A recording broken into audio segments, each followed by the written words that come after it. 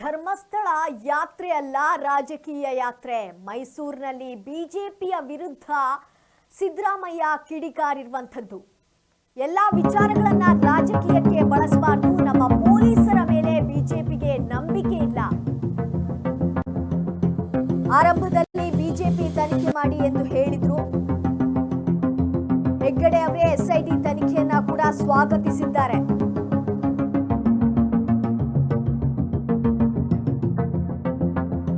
ನಮ್ಮ ಪೊಲೀಸರ ಮೇಲೆ ಬಿಜೆಪಿಗೆ ನಂಬಿಕೆ ಇಲ್ಲ. ಆರಂಭದಲ್ಲಿ ಬಿಜೆಪಿ ತನಿಖೆ ಮಾಡಿ ಎಂದು ಹೇಳಿದ್ರು. ತದನಂತರ ಈ ರೀತಿಯಾಗಿ ಮಾಡ್ತಾ ಇದ್ದಾರೆ ಅನ್ನುವಂತ ಒಂದು ಆರೋಪವನ್ನ ಸಿಎಂ ಸಿದ್ದರಾಮಯ್ಯ ಅವರು ಹೇಳ್ತಾ ಇದ್ದಾರೆ.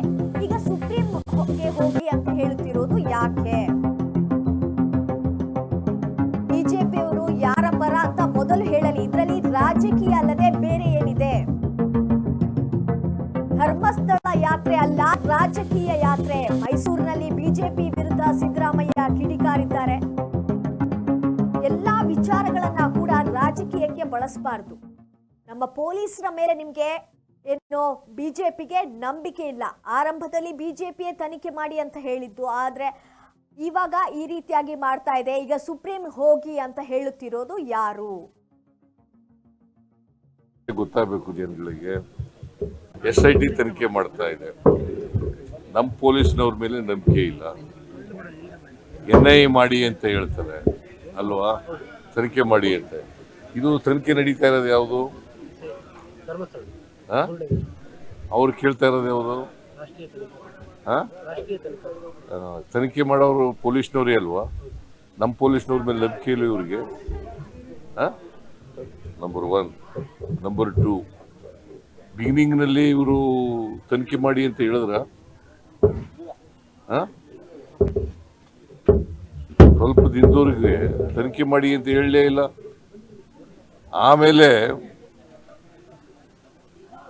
ಡೆಡ್ ಬಾಡಿ ಶಿಕ್ರಿ ಹೋದ್ಮೇಲೆ ಶುರು ಮಾಡಿದ್ರು ತನಿಖೆ ಮಾಡಿ ಅಂತ.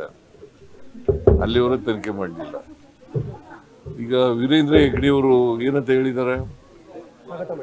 ಸ್ವಾಗತ ಮಾಡಿದ್ದಾರೆ. ಮತ್ತೆ ಇವರು ಏನು ಮಾಡೋದು? ಯಾರ ಮೇಲೆ ದೂರಿದೆ ಅವರೇ ಸ್ವಾಗತ ಮಾಡಿದ್ದಾರೆ. ಸತ್ಯ ಹೊರಗಡೆ ಬರಬೇಕು, ಸತ್ಯ ಗೊತ್ತಾಗಬೇಕು ಜನಗಳಿಗೆ. ಇವರು ನಮ್ಮ ಮೇಲೆ ಇದ್ದಂಥ ಅನುಮಾನದ ತೂಗತಿ ಪರಿಹಾರ ಆಗಬೇಕು ಅಂತ ಹೇಳಿದ್ದಾರೆ ಅವರೇ. ನಾವು ತನಿಖೆ ಮಾಡಿಸ್ತಾ ಇದ್ದೀವಿ. ನಾವು ಯಾರು ಇಂಟರ್ಫಿಯರ್ ಆಗ್ತಾ ಇಲ್ಲ. ತನಿಖೆ ಅದು ಸ್ವತಂತ್ರವಾಗಿ ಮಾಡ್ತಾ ಇದ್ದಾರೆ. ಸತ್ಯ ಹೊರಗಡೆ ಬರಲಿ, ಗೊತ್ತಾಗ್ಲಿ. ಬಿಜೆಪಿ ಅವ್ರಿಗೆ ಇಷ್ಟೆಲ್ಲ ಮಾಡ್ಬೇಕಾದ್ರೆ ಎಲ್ಲಿಂದ ಬರ್ತದೆ ದುಡ್ಡು ಇವ್ರಿಗೆ? ಯಾರು ಕೊಡೋರು ಇವ್ರಿಗೆ?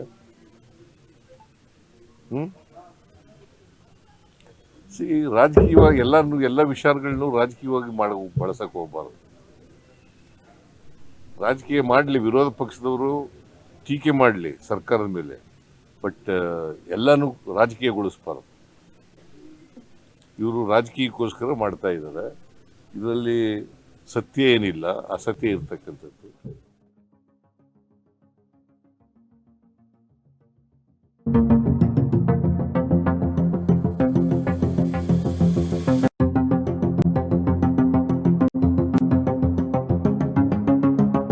ಅಶೋಕ್ ಆರೋಪ ಮಾಡಿದ್ದೆಲ್ಲ ಸತ್ಯನಾ? ಮೈಸೂರಿನಲ್ಲಿ ಅಶೋಕ್ ವಿರುದ್ಧ ಸಿಎಂ ಆಕ್ರೋಶವನ್ನ ವ್ಯಕ್ತಪಡಿಸಿದ್ದಾರೆ. ಅಸತ್ಯತೆ ಮೇಲೆ ಯಾವಾಗ್ಲೂ ಚರ್ಚೆ ಮಾಡ್ತಾರೆ. ವಿಪಕ್ಷ ನಾಯಕ ಆದ ತಕ್ಷಣ ಎಲ್ಲ ಕೇಳ್ಬೇಕಾ? ಮೈಸೂರಿನಲ್ಲಿ ಅಶೋಕ್ ವಿರುದ್ಧ ಸಿಎಂ ಆಕ್ರೋಶವನ್ನ ವ್ಯಕ್ತಪಡಿಸಿದ್ದಾರೆ. ಅಶೋಕ್ ಆರೋಪ ಮಾಡಿದ್ದೆಲ್ಲವೂ ಕೂಡ ಸತ್ಯನಾ? ಅಸತ್ಯತೆ ಮೇಲೆ ಯಾವಾಗ್ಲೂ ಕೂಡ ಚರ್ಚೆ ಮಾಡ್ತಾರೆ. ವಿಪಕ್ಷ ನಾಯಕ ಆದ ತಕ್ಷಣ ಎಲ್ಲವನ್ನ ಕೂಡ ಕೇಳ್ಬೇಕಾ ಅನ್ನುವಂತ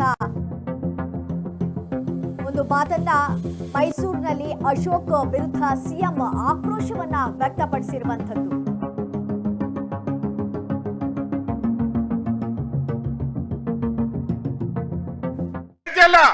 ನಿನಗೆ ತಾಕತ್ತಿದ್ರೆ, ನಿಮಗೆ ಕಾಂಗ್ರೆಸ್ ಅವರಿಗೆ, ಸಿದ್ದರಾಮಯ್ಯನವರಿಗೆ ತಾಕತ್ತಿದ್ರೆ ಯಾವ್ದಾದ್ರು ಮಸೀದಿ ಮುಂದೆ ನಿಂತ್ಕೊಂಡು ಹೇಳ್ಬೇಕು, ಇದು ಮುಸಲ್ಮಾನರದ್ದು ಅಲ್ಲ ಅಂತ ಹೇಳ್ಬೇಕು. ನೀವು ಹೇಳ್ತೀರಾ? ದಮ್ಮಿದೆಯಾ ನಿಮಗೆ? ಮಾತೆತ್ತಿದ್ರೆ ಹೇಳ್ತಾರೆ ನಾವು ಹಿಂದೂ ಮುಸಲ್ಮಾನ್ ಸಮಾನರಂತೆ. ಎಲ್ಲಿ ಸಮಾನರು? ಚಾಮುಂಡಿ ಬೆಟ್ಟದಲ್ಲಿ ಬಂದು ನಿಂತ್ಕೊಂಡು ಚಾಮುಂಡಿ ನಮ್ಮದಲ್ಲ ಅಂತ, ಹಿಂದೂಗಳದಲ್ಲ ಅಂತ ಹೇಳ್ತೀರಾ? ಮಸೀದಿ ಮುಂದೆ ನಿಂತ್ಕೊಂಡು ನೀವು ಹೇಳ್ತೀರಾ ಈ ಮಾತನ್ನ? ಹೇಳ್ತೀರಾ?